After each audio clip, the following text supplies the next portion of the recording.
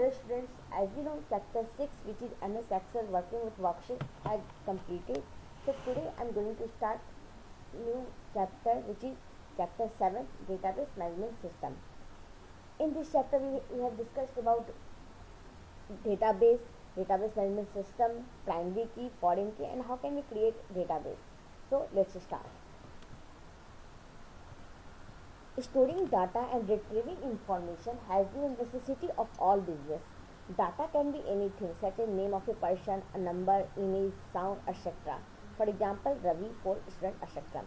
तो किसी भी बिजनेस में किसी भी फील्ड में आपका डाटा को स्टोर करना एंड देन उसको रिट्रीव करना ये बहुत ज़रूरी होता है. किसी भी डाटा को किसी भी इंफॉर्मेशन को स्टोर करना है और after storing when you need it you can retrieve it, आप इसको रिट्रीव कर सको, तो ये बहुत ज़रूरी होता है किसी भी बिजनेस में.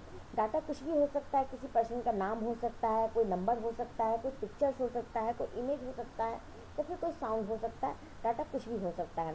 फॉर एग्जांपल आप यहाँ देख सकते हो रवि फोर स्टूडेंट, ये रवि एक नेम है, फोर नंबर है, स्टूडेंट एक आपको नेम प्रोवाइड किया गया. ये अलग अलग तरीके के डाटा आपको प्रोवाइड किए गए. तो इस तरह से डाटा कुछ भी हो सकता है. When the data is processed and converted into meaningful and useful form, it is known as information.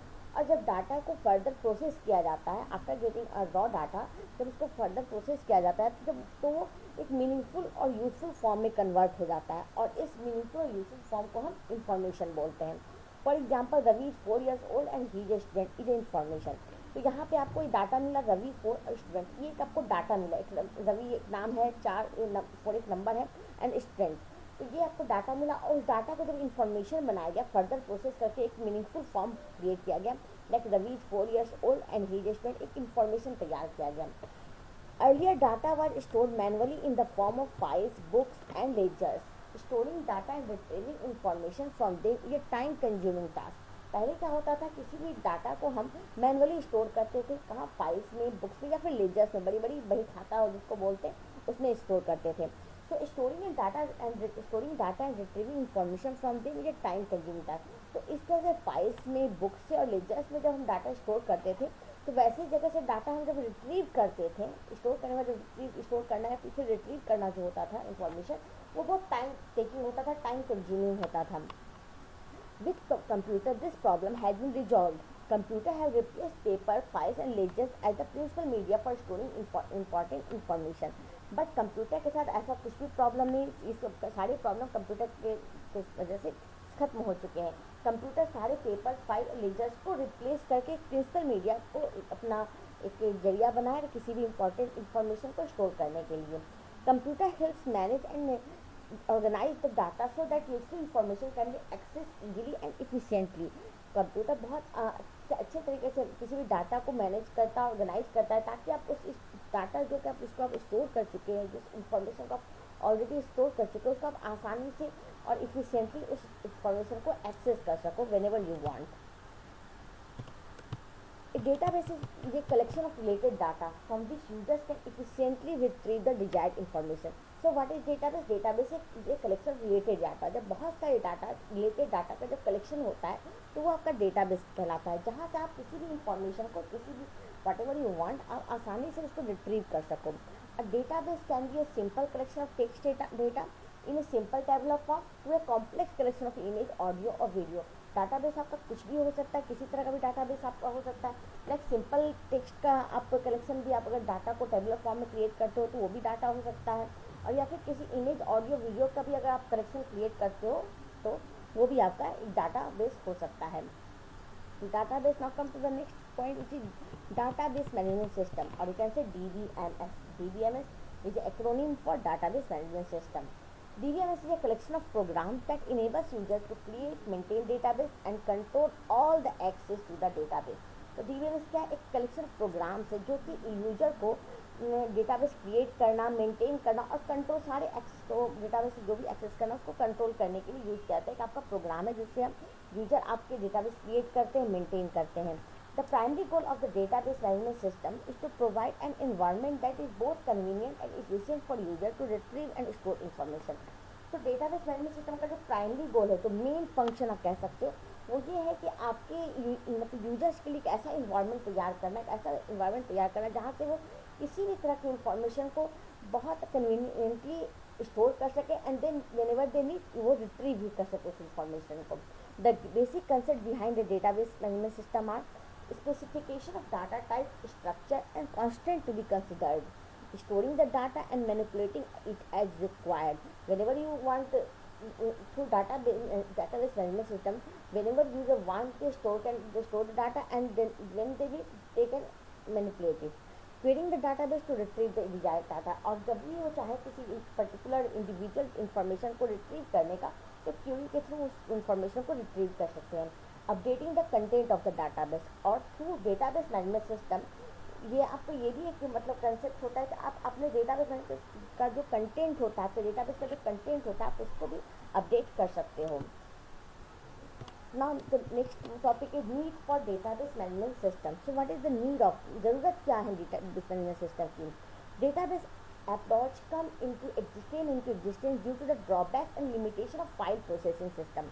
तो डेटाबेस कब आपका एग्जिस्टेंस में आया, जब आपके फाइल प्रोसेसिंग सिस्टम और की जो लिमिटेशन और ड्रॉबैक्स हैं, आप कह सकते हो खामियां की वजह से आपका डेटाबेस एग्जिस्टेंस में आया. बहुत सारी इनमें खामियां थी, बहुत सारे ड्रॉबैक्स थे, इस वजह से डेटाबेस अप्रोच को हम लोग एग्जिस्टेंस में अस्तित्व में लाया गया. In file processing system updating, deleting and maintaining the data is difficult. A number of application programs are written by programmers to maintain the data. तो फाइल प्रोसेसिंग सिस्टम और कैसे टिपिकल सिस्टम जिससे को हम किसी भी डेटाबेस को create करते थे मैनुअली, तो उसमें अपडेटिंग, डिलीटिंग और मेंटेनिंग डाटा, ये जो किसी भी डाटा को अपडेट करना, डिलीट करना, ये मेंटेन करके रखना, ये बहुत डिफिकल्ट होता था, टाइम कंज्यूमिंग होता था. तो number of application programs are written by program to maintain. ऐसे बहुत सारे एप्लीकेशन प्रोग्राम डेवलप किए गए प्रोग्रामर्स के थ्रू जिसमें आप डाटा को मेंटेन कर सकते हो. In the database approach the data is stored at the central location and is shared among multiple users.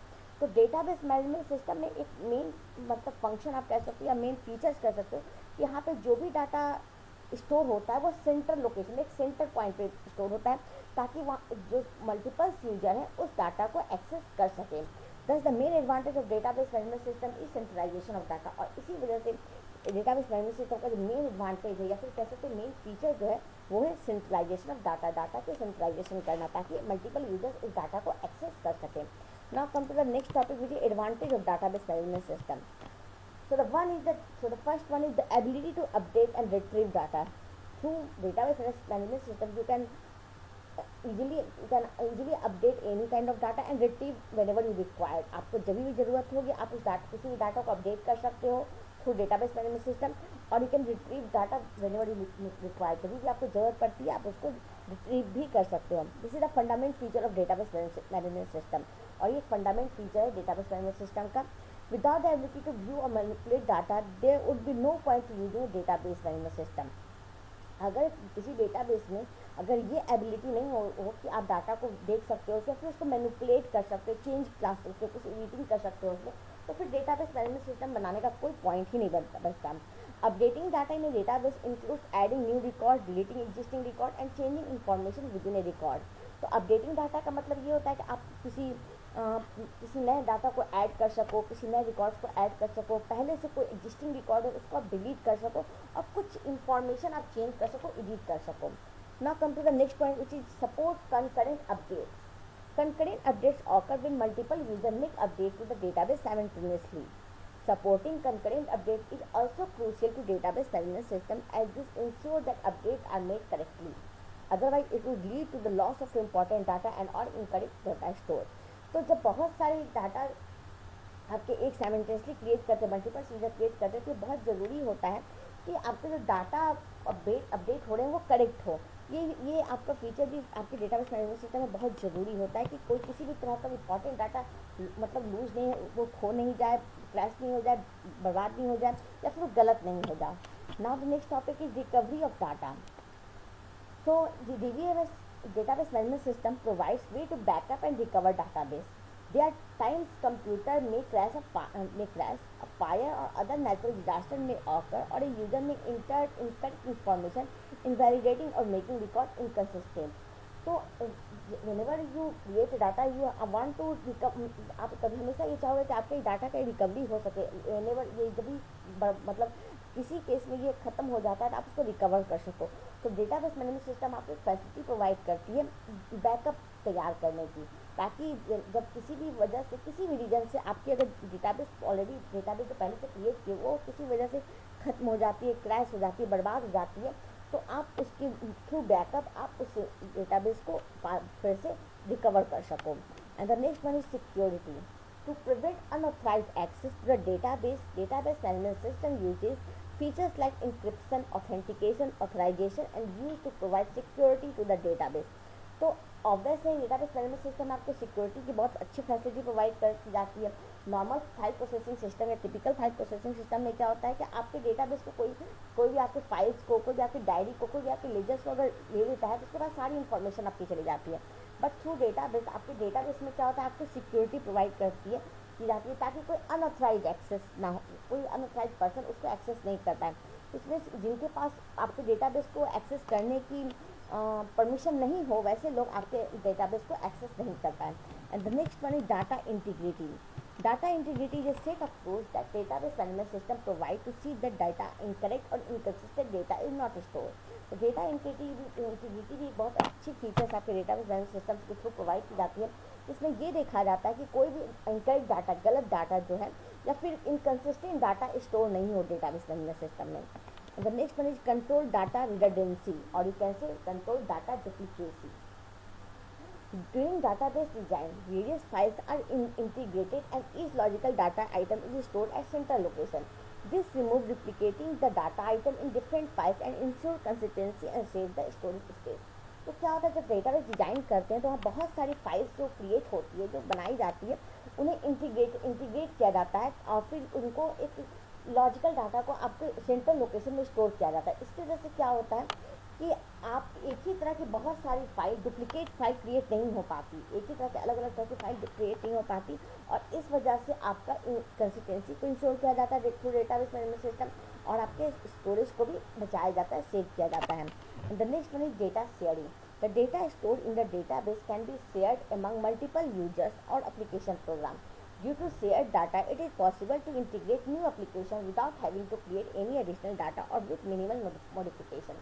तो आपका जो एक आपके डेटाबेस मैनेजमेंट सिस्टम में एक अच्छा फीचर ये भी है कि डेटा शेयरिंग का। So through database management system आप एक ही डेटा को, एक ही तरह के डेटाबेस को मल्टीपल यूजर के बीच में आप शेयर कर सकते हो। तो इसकी वजह से क्या होता है कि हर यूज़र को अलग अलग इन्फॉर्मेशन या अलग अलग डेटाबेस क्रिएट करने की जरूरत नहीं होती, वो एक ही डाटा को it is possible to integrate new application without having to create any additional data. किसी नए डाटा को बिना क्रिएट किए वो उस डाटा में को यूज कर सकते हैं, उसमें कुछ भी आप उस पर इंटीग्रेट कर सकते हैं। Now the next one is ease of application development. The application program needs to develop the application program according to the user needs. The other uses like concurrent access, security, data integrity, etc. are handled by the database management system itself. This makes the application development an easier task. तो होता क्या है कि आपका database management system में आपकी चूँकि ये प्रोग्रामर जो होते हैं, एप्लीकेशन प्रोग्रामर जो होते हैं, वो डाटाबेस को डेवलप करने के लिए, आपके डेटाबेस मैनेजमेंट सिस्टम को डेवलप करने के लिए यूजर के नीड के अकॉर्डिंगली वो उसको डेवलप करते हैं। इससे क्या होता है कि इसमें जो भी प्रॉब्लम्स होती हैं like concurrent data access, security, data integrity, किसी भी तरह के प्रॉब्लम को डेटाबेस मैनेजमेंट सिस्टम खुद से हैंडल कर पाता है।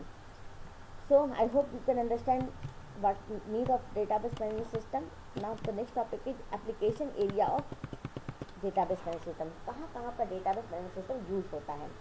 So database management system supports business of almost every nature nowadays. Some of the most common database application are listed here.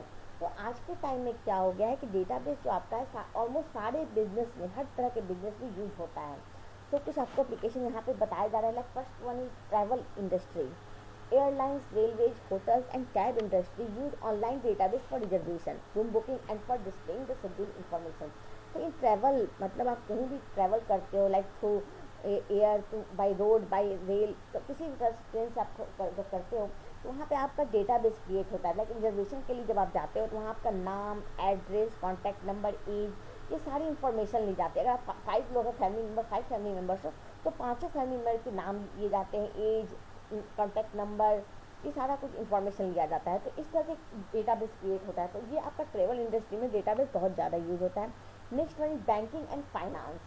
Database are used for storing information such as sales, purchases of stocks and bonds or data useful for online trading, customers, accounts, loans and other transactions. तो in banking sector, आप banking sector में भी आपका database बहुत ज़्यादा use होता है, such as आपके कस्टमर का इनका information like name, age, contact number, address, account number, जो भी इंफॉर्मेशन उनका बेसिकली जो भी इंफॉर्मेशन होता है वो सारे इंफॉर्मेशन का एक डेटाबेस क्रिएट करते हैं। तो आपके बैंकिंग सेक्टर में भी डेटाबेस बहुत ज़्यादा यूज होता है। Next one is education. School and college use database for course registration, result and other information.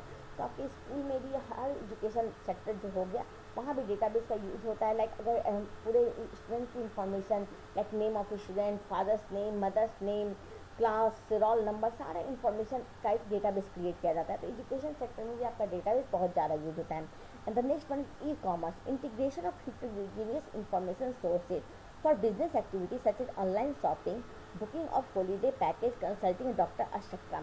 तो आपका ई कॉमर्स जो भी ऑनलाइन मतलब ई कॉमर्स इलेक्ट्रॉनिक कॉमर्स, जहाँ पे आप जो भी कॉमर्स जो भी आप परचेजिंग करते हो वो ऑनलाइन करते हो थ्रू इंटरनेट और थ्रू कंप्यूटर आप करते हो, तो वहाँ पे भी आपका डेटाबेस क्रिएट किया जाता है बहुत ज़्यादा। तो वहाँ पे भी क्या होता है, कस्टमर की पूरी इंफॉर्मेशन ली जाती है like name, name, contact number, address, ताकि जो भी वो कस्टमर जो भी आपके गुड्स परचेज किए हैं उनको सही जगह डिलीवर किया जा सके। तो इस तरह से आपके ई कॉमर्स में डेटाबेस का यूज होता है। And the next one is health care industry. Database are use for maintaining the patient health care details. तो इन डेटाबेस आपका health care industry like hospitals में भी आपके डेटाबेस क्रिएट किए जाते हैं। लाइक पेशेंट के नाम, नेम ऑफ पेशेंट, एज, उनको कौन सी मतलब प्रॉब्लम उनको डायग्नोज हुई, सारा कुछ इंफॉर्मेशन का एक डेटाबेस क्रिएट किया जाता है आपका हॉस्पिटल में भी। And the next one is digital libraries and publishing. Database manage bulk text and multimedia data. आपका डेटाबेस को आपके डिजिटल लाइब्रेरी और पब्लिशिंग में भी आपका डेटाबेस क्रिएट यूज होता है, जहाँ पे बहुत सारी इंफॉर्मेशन का एक आपका डेटाबेस क्रिएट किया था। डिजिटल लाइब्रेरीज में जैसे आप नॉर्मल टिपिकल लाइब्रेरी में होता था कि आप जब कोई बुक इशू करवाते थे तो आपका नाम, age, class, name of book, ये सारा कुछ इंफॉर्मेशन का एक डेटाबेस तैयार हो जाता था। तो सेम आपका डिजिटल लाइब्रेरीज में भी होता है। And the next one is human resources और you can say HR। Organization are use database for storing information about their employees, salaries, benefits, taxes and for generating salary checks। तो हर organisation में एक HR department होता है। उस HR department में क्या होता है कि वो भी डेटाबेस आपका डेटाबेस क्रिएट करते हैं, डेटाबेस यूज करते हैं, ताकि वो अपने जो भी उनके एम्प्लॉय हैं उनके ऑर्गेनाइजेशन के, उन एम्प्लॉय के सारी information like name, age, address, contact number, salary, benefit, जितने भी इंफॉर्मेशन उनका एक डेटाबेस क्रिएट कर सके। ये सारे इस जगह आप इस तरह से आपका डेटाबेस यूज होता है। So students, that's all for today. I hope you have understand all those topics which I have discussed today. Remaining topics on further topics of chapter 7 will be discussed in next video. Thank you.